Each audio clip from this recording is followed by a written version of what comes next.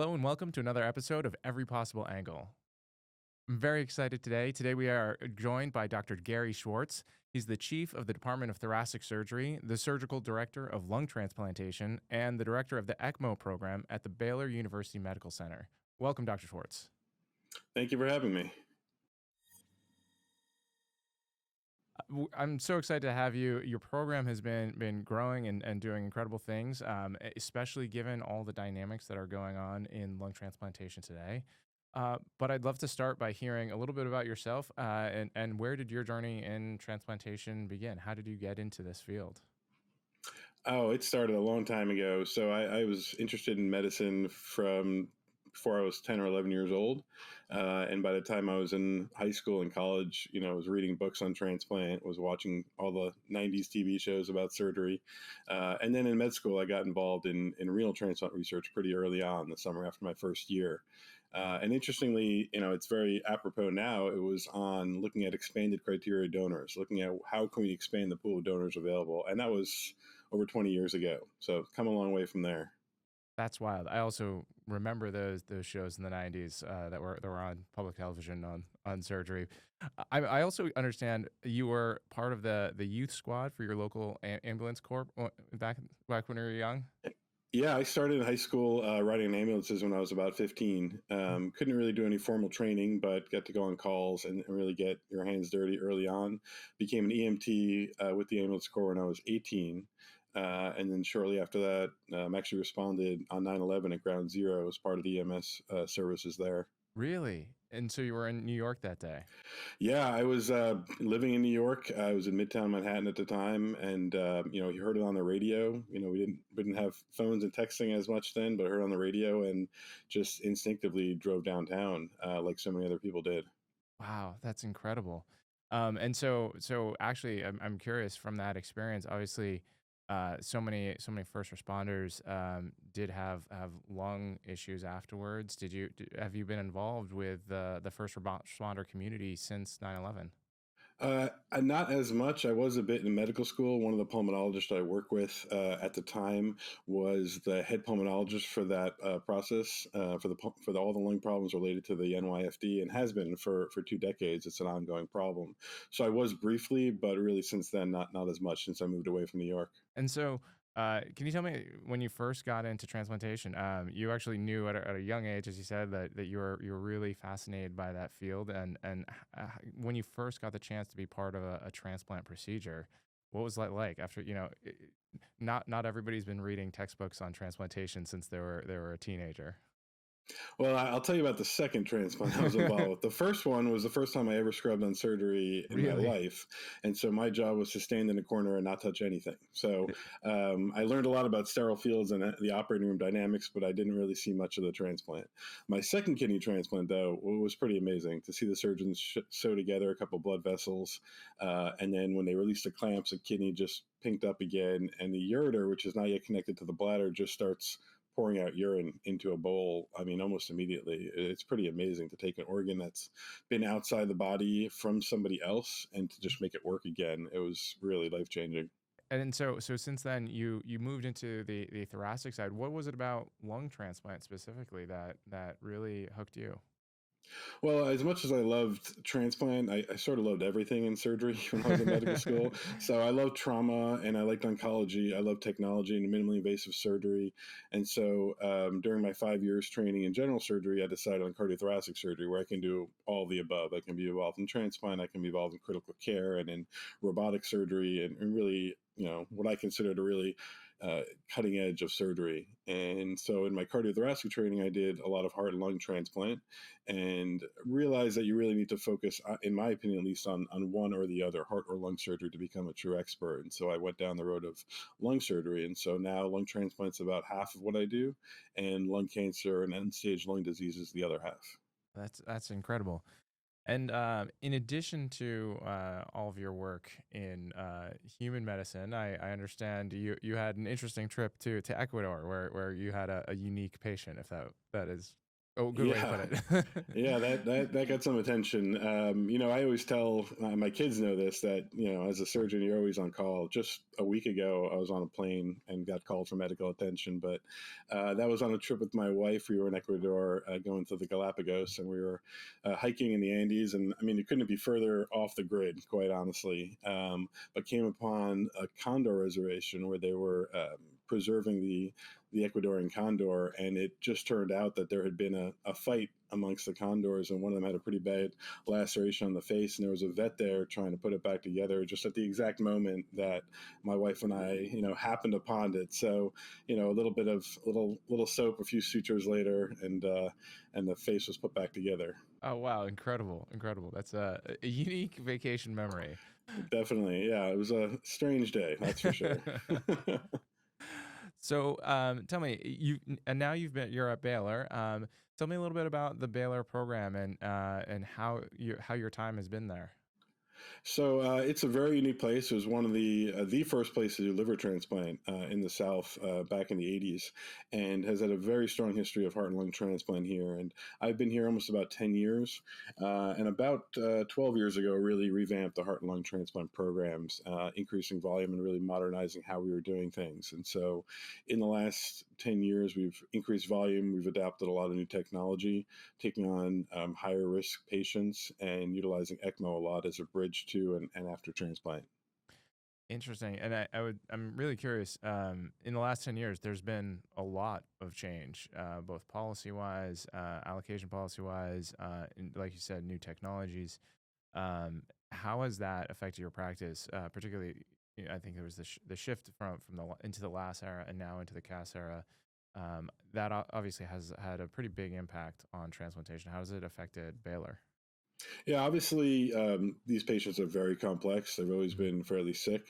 In the last year and a half, since we've moved from lung allocation to CAS, we're seeing that even more. The patients that are getting the majority of the offers they're not just sick anymore, they're super sick. So they're in the ICUs, on a ventilator, on ECMO, or they're in the hospital on a lot of oxygen, too sick to go home. So I think from what we've seen here, our patient population has shifted more. But part of the process of the system was to help the sickest patients. So I think it's working, but it makes them all more high risk, both surgically and medically. So harder to take care of. Mhm. But with all the new technology that you referenced, we're seeing, I think, better outcomes, quite honestly. That's really impressive. And one of the changes that you mentioned is the use of ECMO both pre and post transplant. That's been a relatively big shift, I think, in the community. How has it been for your program? Well, 10 years ago, to bridge somebody from on ECMO to a transplant was considered about as high risk as it gets. Hmm. And using ECMO in the operating room was almost seen as not a failure, but it meant that you needed that mechanical support intraoperatively. And there was some early data saying we should stay away from that. But I think using ECMO more in the operating room now as standard of care almost every single surgery is very common. And bridging patients to transplant with ECMO has gone up significantly. In the last year and a half, we've seen it in about 20% of our patients, whereas previously had been more in the 5 to 10% range. So it's probably doubled, at least in our experience here at Baylor. And in the registry, Guardian registry that we work with, as well as other publications, I've seen the rates of intraoperative ECMO also going up quite considerably. It's becoming almost a standard approach intraoperatively. Is that the case for your team? Yeah, I use the term standard of care, and I think I use that a little loosely. But for our team, we've definitely adopted that. I think there's a lot of benefits to the patient, and only little downside. And does that affect sort of the decision of whether or not to leave them on ECMO post transplant, the recipient, given that it's a little different decision if the patient's already on ECMO in the OR? Correct. Not really. I think Yeah. we sort of look at it as electively putting the patient on ECMO for that few hours when we're taking out and putting in the new lungs and letting the lungs recover a bit from the event of being ischemic and outside the body.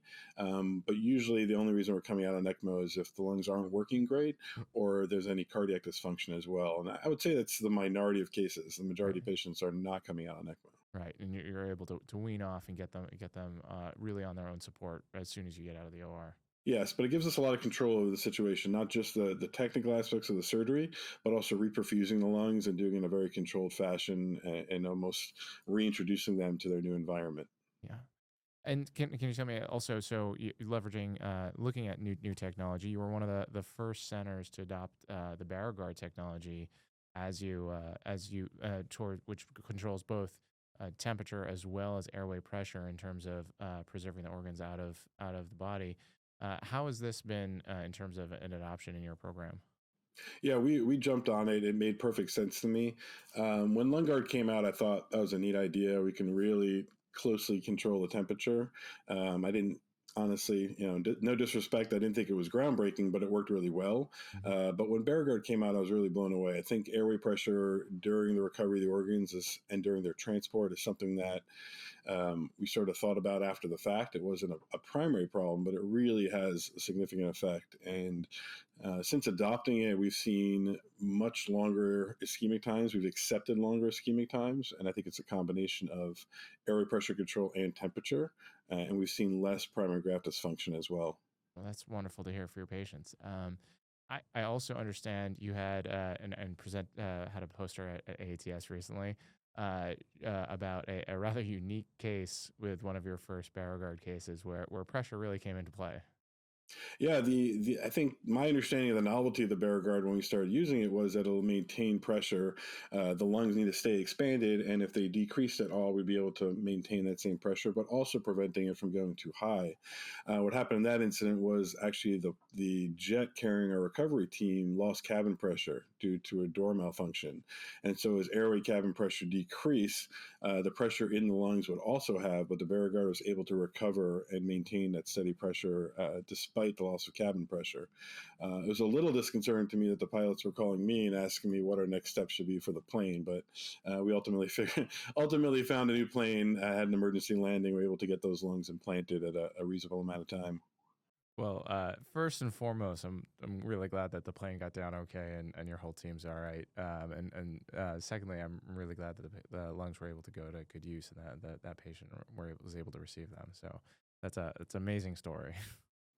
Yeah, and we're moving. I think the next step is something that we're talking about now, which is moving away from private jets and using commercial airliners more and more. And I know there's been a few cases of that so far, and we just had some meetings as recently as yesterday to figure out the logistics of doing that with lungs. It's been done before, certainly with kidneys and liver, but we're in the lung field are just getting into that side of the business.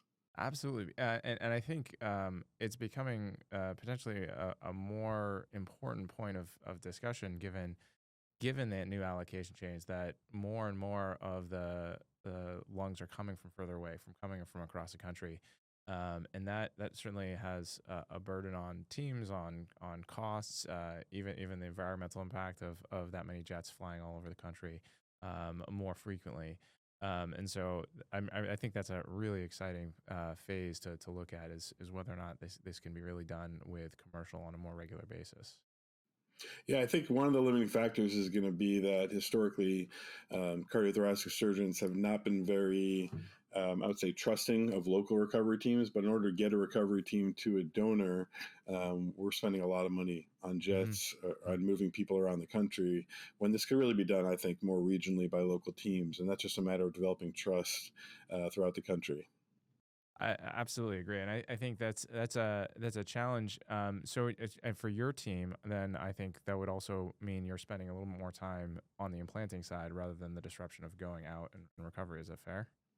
Yeah, absolutely. I mean, the process of going out to recover takes the surgeon away from their home base, no matter where it is, local or across the country. It's somehow always 8 to 10 hours, and Mhm. that's not great use of an implanting surgeon's time. So if that can be spread out throughout the country, different parties, I think it'll be better for everybody involved. Speaking of how Baylor has grown over the past decade since you've been there, and how you've worked on the program, I think there's a really big aspect to the team as your program grows, as it builds. It's not just having more surgeons; it's a whole team effort. How do you approach that from a leadership position in terms of growing a program, getting the leadership of the hospitals to see the importance of investment in technology and team members and staff, and in order to drive a successful lung transplant program? Well, I'm fortunate that, as I mentioned, the liver transplant started here in the 80s. So transplantation here at Baylor has been developing for decades. And so we have multidisciplinary teams already in place from both the medical and surgical sides, but then the other support staff, nutritionists, physical therapists, pharmacists, social workers, some dedicated administrators as well. And that exists in every organ, in heart and lung and liver and kidney, and in bone marrow too. And so we've always had a lot of administrative support here and dedicated. I'm sitting now in our Transplant Institute, a dedicated building Hmm. focusing specifically on transplant. So I'm fortunate that I walked into that infrastructure. But as we've grown in volume, we've had to grow in staff as well. And because we work so closely as a team, we're always involved in recruiting other people. I'm meeting with pulmonologists that we're recruiting, and our pulmonologists are meeting surgeons that I'm recruiting, because that team dynamic is everything. We work so closely together that we need to be able to see eye to eye on pretty much everything. And in a teaching institution, and when you're teaching new transplant surgeons about transplantation, obviously there's a lot on the technical skills. It's one of the more complex areas of medicine, but also on the team dynamics. What is your advice to young transplanting surgeons as they enter this field? I think it's a place where soft skills, leadership, collaboration, teamwork play potentially a bigger role than potentially other areas of medicine. Yeah, I think the hard technical skills will come. They come with reps, whether you're in the medical side or the surgical side of transplantation, just seeing as many patients, seeing as many surgeries as you can, you'll develop that skill set. But what I encourage our trainees to do is see the other side. So have the pulmonologist come to the operating room and see how we do the actual implantation, and having the surgical fellows be involved in ICU rounds and in the transplant selection meetings and in the medical management of these patients pre and post operatively. And that's something I didn't do a lot of as a trainee. I went to selection every now and then, and I took a little bit of donor call, but I wasn't nearly as involved as I should have been, and as much as I encourage our fellows to do now. Absolutely. And actually, can I ask you, speaking of selection and kind of jumping back to the changes in allocation policy, prior, a lot of lungs, a lot of organs came from a relatively close distance, relatively few OPOs. Now to work with get potentially getting offers from across the country, has that affected the volume of offers, and what is your team's strategy on offer coverage? I've found it varies a little bit institution to institution. Yeah, absolutely. We're definitely getting offers from all over the country now, and we don't really factor that in anymore. That used to be a significant factor when I was evaluating a donor. How far are we traveling, and how long is our ischemic time going to be? And really, it doesn't matter anymore, quite honestly. In fact, sometimes it's better to have longer times because I worry less about the ischemic time, more about the logistics of balancing OR teams, making sure we have available staff in the operating room, making sure our nursing team is fresh. So the actual distance doesn't really matter anymore, but it does require very complex conversations and planning going to the logistics. We'll have teams coming from all over the country, meeting together with different practices, different technologies being used. And I think it just takes a lot more planning on the front end. And I think when we don't do that planning on the front end, we sort of have a chaotic, period of time in the donor operating room, and it's totally avoidable. And then, like as you mentioned, on the recipient side, making sure we have there's making sure that there's good coordination on the recipient side. The benefits of potentially some of the longer times, longer ischemic times. Uh, Tell me a little bit how that plays out in terms of getting the right teams, the right anesthesia teams, the right nursing teams, the right OR teams together, and making sure that the recipient procedure can be as successful as possible. Sure. Yeah, we, being in Texas is unique in that it's a huge state, and so we have patients that are coming from hundreds of miles away, and even the states surrounding the area. And we sort of have, I guess, rules to that as to who can stay locally. Patients that are very far need to be here close to the hospital once they're on the list, and certainly post-operatively. But we have a transportation plan with every patient if they need to be flown here or come by helicopter, ambulance, whatever it takes to get them here in time. Because most of the time we do have the lead time to get them here in a safe fashion, but sometimes it is sort of last minute. We have a dedicated OR team on the nursing side for every organ, for heart, lung, liver, kidney, so that we always have a team available for those transplants. Our anesthesiologists are incredible. They do everything from every organ of transplant to trauma to open heart surgery. And so they've got a rotating pool as well. And we usually have a decent workflow where we have essentially a group chat with whoever's on that evening or for that transplant, who our anesthesiologists will be, who our nurses will be, who our perfusionists will be, any specific details about that transplant that may be unusual. And so that we've got all that planned up front, if you will, a virtual debrief hours before we even meet in the operating room. I guess one of the things I'm always curious about is um, that coordination and communication, as opposed to normal procedures that can be sort of scheduled or even emergency procedures. Some of these people were all involved with other procedures or scheduled for other procedures. The disruption of transplant, particularly when there was very limited time, always seemed like it would cause a lot of chaos in terms of rescheduling things like that. Have your teams using this extra time that you're now comfortable with been able to manage that a little bit better? Is that something that can be a little bit more predictable for the program? Yeah, I would say as a whole, lung transplant is moving more towards an elective field. We're calling it time shifting, but being comfortable waiting on the organs longer and doing the operation, electively the following morning as first surgery start time is happening. To be perfectly honest, we're not doing a great job at that at Baylor because we've got very busy elective practices, very busy operating rooms. We don't always have that luxury. So we'll rather do an evening or even an overnight transplant and not disrupt the OR schedule as much as we can. Calling, I mentioned about half my practice is lung cancer. Calling a patient with lung cancer to cancel their surgery, calling them at midnight to say, I'm sorry, we're going to have to delay your cancer operation. It has a lot of repercussions. It's not just about my schedule or elective scheduling. It's about their cancer cure essentially. And so I don't take that very lightly. And I'd rather stay up late at night or have one of my partners stay up late at night and not have to move around patients' elective surgery. So we're not doing a lot of time shifting, but I think it is happening. I think the best solution to that is having a dedicated operating room and a dedicated nursing team that's on standby all the time so that you're not canceling other surgeries in order to do a transplant. Absolutely, and I think that also comes to some of the uniqueness of each practice, and each practice in terms of what's covered and the additional elective caseload and what that looks like, and the exact mix of it probably really plays a role into this. So, can I ask you, again, sort of coming back to some of the younger transplant physicians, what do you think has been one of the most surprising or significant learnings that you've had as you've moved through your career? There's a lot of talk lately in the news and the lay press about the new generation of doctors not wanting to work as hard and kind of more of a shift mentality.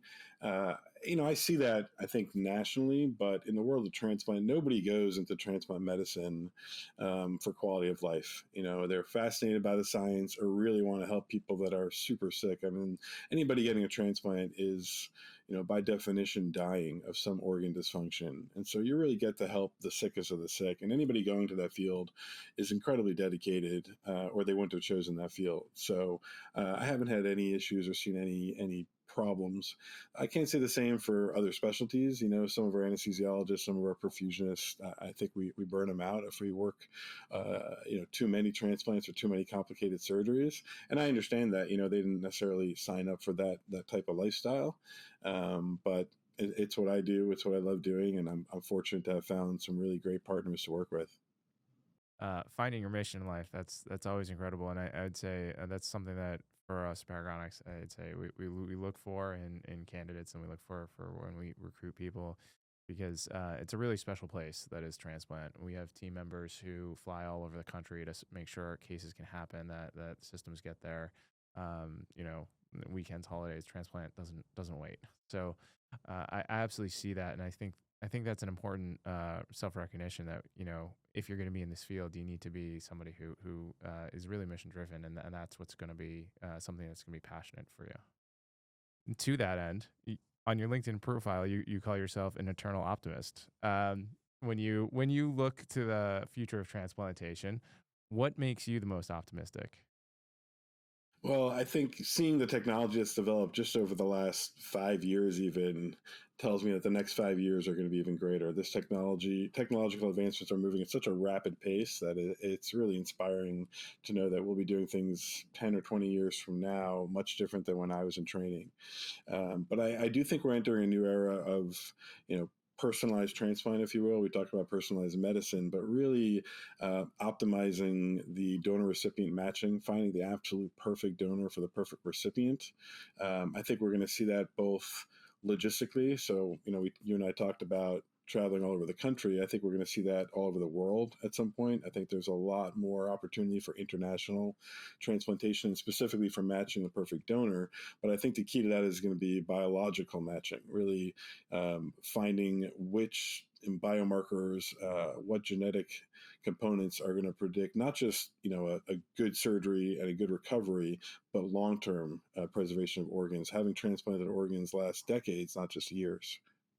I think that that's incredibly true. I mean, one of the things that we've certainly seen is variations in terms of being able to push boundaries on extended criteria donors, coming all the way back to some of your original research. I think that's an area, you know, things like age we use as a potential risk factor, donor age as a potential risk factor to rule out a donor lung. But it's obviously the age versus biologic age. Lungs can vary incredibly depending on lifestyle factors, physical health. And you know, we were in part of a procedure in Europe that was a 96-year-old organ donor, a lung donor. And so I think to that very point, some of the measures, some of the risk factors we use are still relatively crude, and there's a lot of opportunity to get even more refined and personalized in those measures. I think also key part of that is going to be buying time and potentially conditioning these organs. My understanding is some of the organs when they come out uh, when they're coming out for the donor, the donor's generally been sick. They've been in a bed for quite some time. So there's a lot of atelectasis. They can be difficult to recruit. But there's potentially need for more time and therapeutic on those lungs. Do you see a potential place where lungs are going to be, I think, not just preserved but improved during their preservation period? Yeah, absolutely. There is some really great work being done on ex vivo lung perfusion, on perfusing lungs and preserving them, and some early work on intervening on them, on rehabilitating them when they're outside the body. However, I will say I think the best environment for lungs or for any organ to be optimized is inside a human body, either in the donor or in the recipient. I think doing a lot of that work on the front end when the organs are still in the donor, so proper donor management and optimizing how you care for each organ that's potentially going to be transplanted, and then in the recipient as well. I think we can do a lot outside the body, but the environment within the body where all these organs are interacting, I think is going to be a lot more of an organic place for them to resuscitate. And I was alluding to that a little bit when I mentioned ECMO in the operating room earlier. Um, Keeping the lungs outside the body longer or even preserving them ex vivo can be helpful, but putting them in the body, letting them settle into their new environment, but not have to work them so hard, meaning staying on ECMO a little bit longer while they adjust. And that may be minutes and maybe an hour. But that's going to be a better environment for that to happen, in my opinion, than sitting on a machine in an artificial environment. Absolutely. I think that's actually a really interesting idea, and it's mimics to some degree some of the work being done in NRP on the donor side, saying that, you know, in a short period of time, organs can be rehabilitated in a relatively fast fashion. I think sort of similarly on the recipient side, there's potential value. The human body is extremely complex, much more than just replacing oxygen. There's a lot more to that than that you get when you get the full complement of the entire physiologic system. Those organs are going to be able to restore function faster. Yeah, and there's even some early animal research at one center in the U.S. Looking at rehabilitating the organs with the recipient's body before you take out their own organs. So hooking them up, so sort of combining the ex vivo circuit and the recipient together. It's only been done in animals, but it's a really, really great concept. Oh, that's fascinating. Essentially leveraging the recipient's body as the ECMO circuit for the ex vivo lung management. That's an incredible space. One of the other things you touched on was management of the lungs on the donor side. I'm curious there. Uh, Certainly, we've talked a lot about the allocation side, needing to work with more OPOs across the country. Allocation policy changed everything and enforced that. Um, with that, there are differences in practices. You also alluded to differences in recovery practices and need for trust. Do you see changes in the forefront another piece to sort of really fuel national sharing? I think could be standardization. Is there a role for standardization and more consistency? Maybe even standardization just in communication protocols across the country, given the differences in practice and the importance of pre-donation management. Yeah, I think so. I think there is a lot of variability, or more variability than there should be in donor management. On the recovery side, one sort of little known fact is that there's no certification to be a thoracic recovery surgeon. So the training we get, we did it during our fellowship. It's very variable. So a surgeon who's recovering a heart or lungs or both could very, very much so. And so I'm involved in an initiative to really standardize how we train fellows and who can be a transplant recovery surgeon. I think that's emerging as a specialty.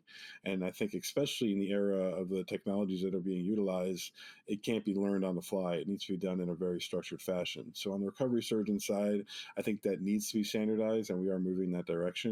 On the communication side, it's definitely, I would say, deficient. I think organizing conference calls or text messages in 2024 or 2025 is not the best way to be doing this. There needs to be better communication in some kind of cloud-based or app-based way that is very standardized, as you mentioned. In terms of donor management, I think that's going to be a little bit harder to standardize. There are some very general principles that critical care physicians follow when they're preserving a donor, but they're also dealing with a lot of conflicting interests. They need to preserve the lung well without injuring the kidneys, and they need to make sure that the liver is well perfused without affecting the heart. And so that is a challenge, and I think it'll be a little harder to absolutely standardize that, but some general guidelines are established already. Could you tell me a little more about the efforts for standardizations and certifications on recovery? Yeah, historically, you needed a certain number. It's always been around 15 recoveries as a fellow, and then you were certified by UNOS to be a recovery surgeon. That's in hearts and lungs. Mhm. That could be done when you're a fellow. It could be done when you're a trained surgeon. The devil is in those details when it comes to taking out a heart or a lung and flushing it well and making sure that they're going to work well after the fact. So standardizing who is recovering the organs, what their surgical technique are, when they use many of the machine perfusion options that are available, how NRP, which you alluded to, is being utilized. These are all relatively new, and so including that into some kind of curriculum is something that we're working on the cardiothoracic surgery education front. Oh, that's wonderful. It's an incredible initiative. And then I think one of the areas that we're involved with, and I think there's a lot of opportunity still, is communication. I think from OR to OR, from the donor OR to the recipient OR, trying to give a holistic picture of what this organ looks like back to the recipient hospital. I think like you said, there's a variety of technologies available now. Although there's other challenges in terms of OR privacy around photography or video. You can give a much better assessment through photo or video of a donor lung. Although that can be challenging when you're dealing with 6,000 potential donor hospitals across the United States. So I think there's going to be both technological solutions, but there's also going to need to be sort of policy and standardization solutions. I don't know what you think of that. Yeah, I think there's a lot of change coming on the administrative side of what you're referring to in terms of UNOS and the OPTN. There's a lot of changes happening now involving private companies, and I think that's going to help move us, into the next realm. I think we're still doing a lot of the patient management as we were 10 or 15 years ago, and so much has changed. But you're right, being able to have access to photos, to videos, to endoscopic evaluations, and it should be at the click of a button. I mean, we can do it in social media and every other aspect of our life. It shouldn't be so technologically hard to do when it comes to evaluating a donor. Absolutely. But to me, I guess one of the enjoyable pieces for me of transplantation. I have not been in it as long as you have, but I've found that it's a constant field of change, and so the combination of the scientific discovery, the new technologies, the new practices, the new policy, it's been able to really impact. Lung numbers are up this year, more so than they've ever been before. So. I think that's coming together, and certainly there's growing pains as we do these things, but there's I think I have real optimism that this is going to lead to improved outcomes, more heart, lungs available, more organs available for all patients.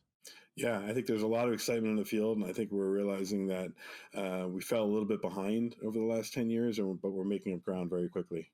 Well, one of the things I'd love to ask you before we go, are there any particular events or initiatives that you'd like to highlight that are coming up for you? Well, I'm excited to be attending the ISHLT coming up in a couple months. We've got a couple of projects we're presenting there. We will be hosting a local ECMO conference here in Texas in hopefully the middle of March. High level, multi day, hands on simulation training for physicians, nurses, perfusionists, ECMO specialists. Definitely look out for the Baylor University ECMO course coming up, and I definitely recommend everyone to check that out. Dr. Schwartz, thank you so much for making time today. This was a wonderful conversation. Really appreciate it. Thanks so much for having me, and hope to see you at the ISHLT. Absolutely.